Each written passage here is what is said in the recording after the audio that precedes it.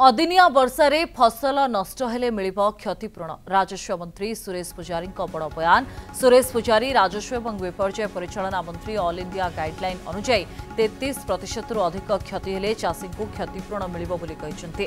पूर्वरु अदिनिया वर्षा क्षयक्षति चाषी को सहायता मिलुनथुला। एबे अदिनिया वर्षा पंजीकृत प्राकृतिक विपर्यय तालिकार जोड़ी है।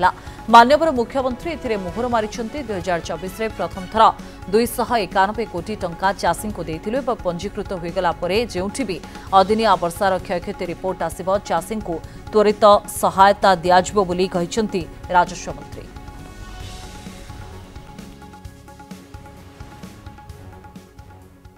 ऑल इंडिया गाइडलाइन सीटा केते परसेंट फसल नष्ट हेले क्षतिपूरण मिलिबो तार मापदंड केंद्र सरकार आगुरु स्थिर कर सारी। सबु राज्य पर सेटा प्रযোज्य। निर्दिष्ट क्षतिर ऊपर को हेले क्षतिपूरण मिले।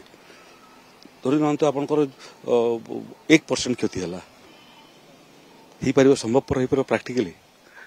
तेणु 33% लसेस एगेन्स्ट क्षतिपूरण दिए। 8टा आमर प्राकृतिक विपर्यय जमी आपणकर बन्या बात्या एटा पंजीकृत प्राकृतिक विपर्यय थिला। सेतिरे साप कामुड़ा वज्रपात ये 8टा जोटा थिला एटा नवम जोड़ी है जे अदिनिया वर्षा जोगु जो फसल नष्ट होतला तार क्षतिपूरण व्यवस्था नथिला। ओडिशा रे मोहन माझी सरकार हला परे प्रथम थर पे राजस्व एवं विपर्यय परिचालना विभाग मंत्री एवं मुख्यमंत्री एवं अधिकारी मानकर 2-3टा बैठक हला परे निष्पत्ति हिची। एवं काली माननीय मुख्यमंत्री चूड़ांत मुहर मारिछंती।